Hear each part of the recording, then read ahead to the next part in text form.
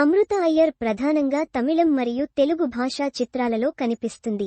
తాజాగా హనుమాన్ చిత్రం బ్లాక్ బస్టర్తో ఈ అమ్మడి పేరు ఇంటర్నెట్లో వైరల్గా మారింది.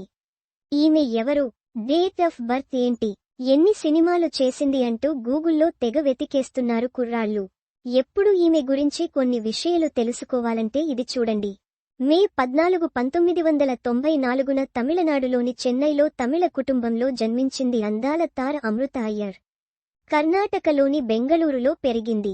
ఆమె Saint Joseph college of commerce నుండి బ్యాచిలర్ ఆఫ్ కామర్స్ డిగ్రీని పూర్తి చేసింది. ఆ తర్వాత మోడల్గా మారి తమిళం, తెలుగు భాషల్లో నటిగా తన కెరీర్ను కొనసాగించింది.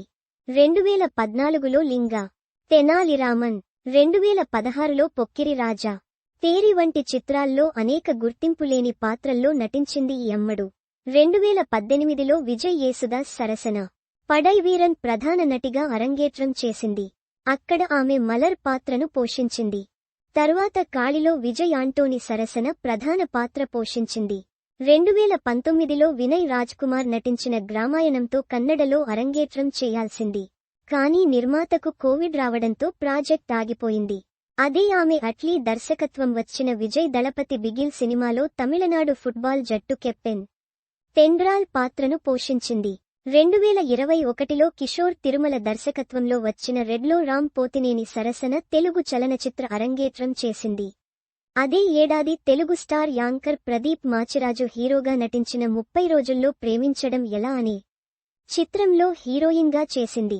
అదే ఏడాది విష్ణు సరసన అర్జున ఫాల్గుణ మూవీలో నటించింది.